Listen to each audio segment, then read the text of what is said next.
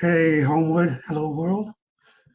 Um, this is your neighbor, Elvin, and I'm a little blurry at the moment, maybe. I mean, internally, because it is, well, it started out being Saturday night, but it's gotten to be deep actually into Sunday morning. Episode 5 of A Day in the Life. And the day itself, Saturday, was fairly uneventful. It was so uneventful that when I came here and sat down to do this, I felt like there wasn't really anything to say, and so I chose, without consciously deciding, to spend, I don't know, 6 hours or something doing everything except this. And when I say everything, I mean, like, it is amazing, amazing how much time you can spend cleaning your computer keyboard as an act of avoidance. Why do we avoid things that we intend to do? That's a topic for another discussion. But right now, I want to do some sharing on an entirely different topic. I want to talk about how I stay alive when I thought about not doing so. March of 2017 was the last time that I considered suicide. And I want to talk about how it became the last time. I don't remember now even exactly what took me into the dark place. I do remember suddenly realizing that I was not simply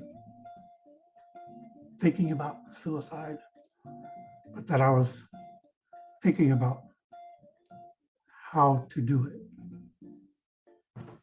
And I just like pulled myself out.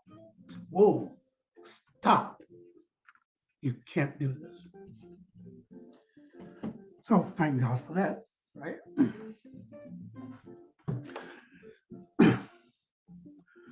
And I took the time to just think, like, okay,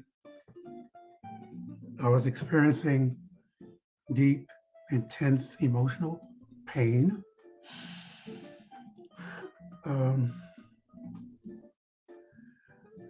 And I didn't want to ever feel that pain again, right?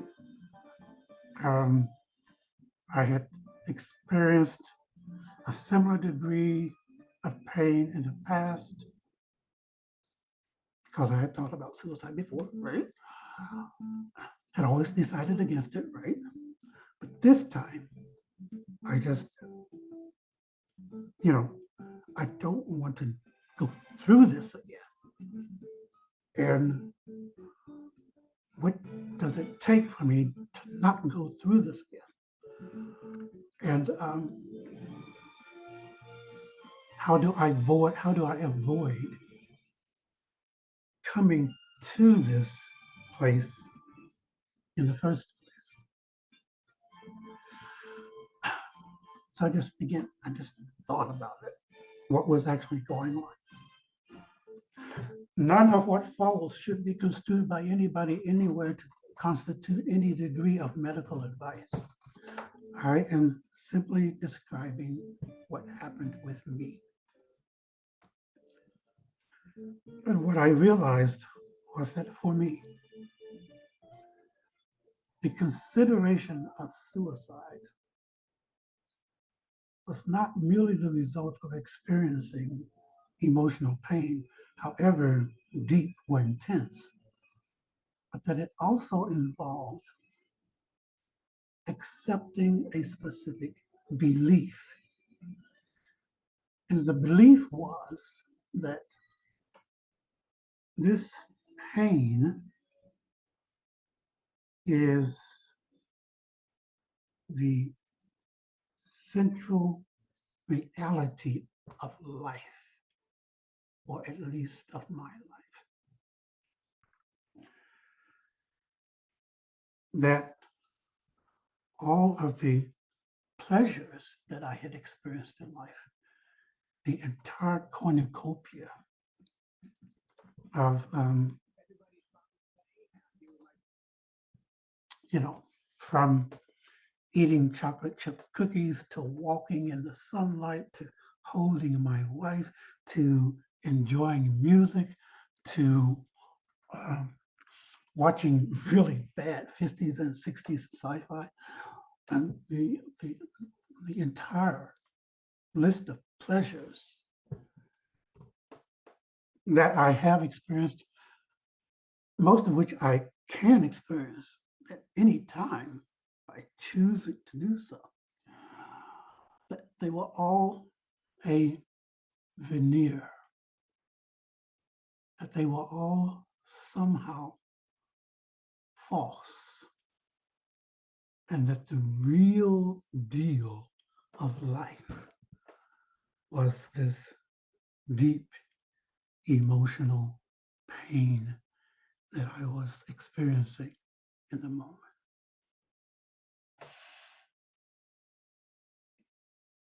That was the proposition. That pleasure, to put it simply, is false, and that pain is true. That the pleasure is fake, passing, ethereal, gossamer. That the pain is, the concrete, real core of existence. And when I realized, oh, that's the proposition, that's the belief that brought me to this place, and that has brought me to this place in the past. That's the idea. Oh, hell no. Hell no. No. No. Nah. Uh-uh. Uh-uh. And I decided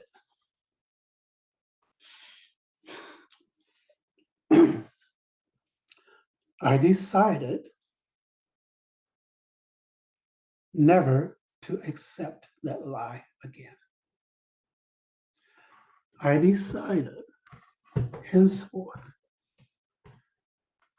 to acknowledge pain when it arises, when I experience emotional pain, to go ahead and acknowledge it, but to never let it totally occupy my field of vision, to obscure everything else, to totally block out everything else. Yes, pain is real. Okay, but so are those chocolate chip cookies and those bad movies.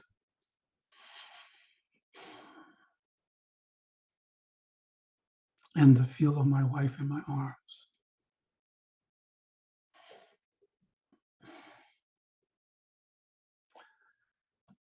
Those things are just as real as the pain. It's all part of one big package. And I have stayed alive by remembering that. I have three specific strategies, tools, techniques, pick your word. The first is simply to remember the proposition, right? The second is to recall an incident that happened with me. One morning, I was on my way to work and going towards the bus stop, and in front of me was a young woman accompanied by her daughter, who was, I don't know, 4 or 5 maybe. And the little girl says, "Mommy, what day is it?" And her mom says, "It's Tuesday." And the little girl says, "It's Tuesday? I'm so happy it's Tuesday." And she made a little song, "Happy, happy, happy, happy, happy, happy." And I'm walking behind them. And as this plays itself out, I just go, "Thank you, God, for the reminder."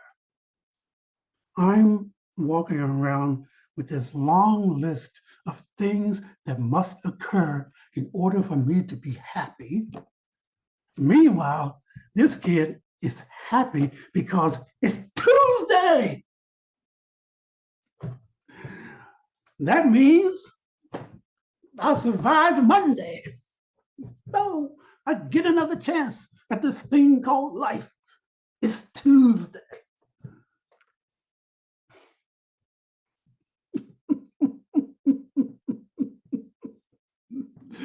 You know,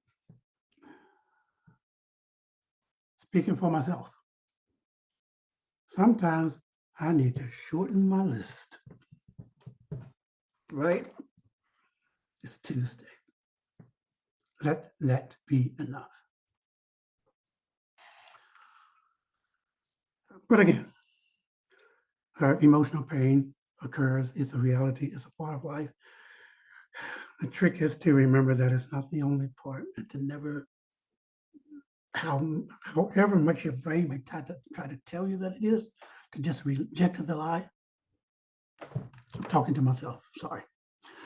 So the third thing I do, besides just remembering the proposition and remembering that specific incident, the third thing that I have done is I have adopted a personal anthem as a key part of the soundtrack of my life. And I'm going to go out with this. I hope it, provides at least a little bit of a lift for you, as it often has for me, because it affirms,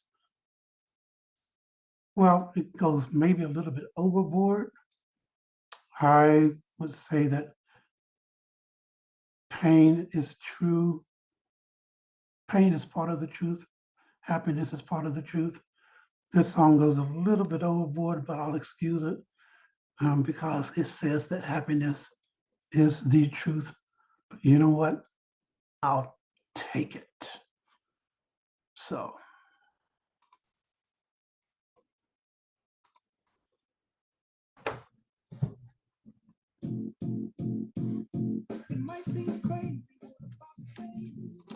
Maybe one day I'll send Pharrell Williams a note letting him know that he has helped me to stay alive.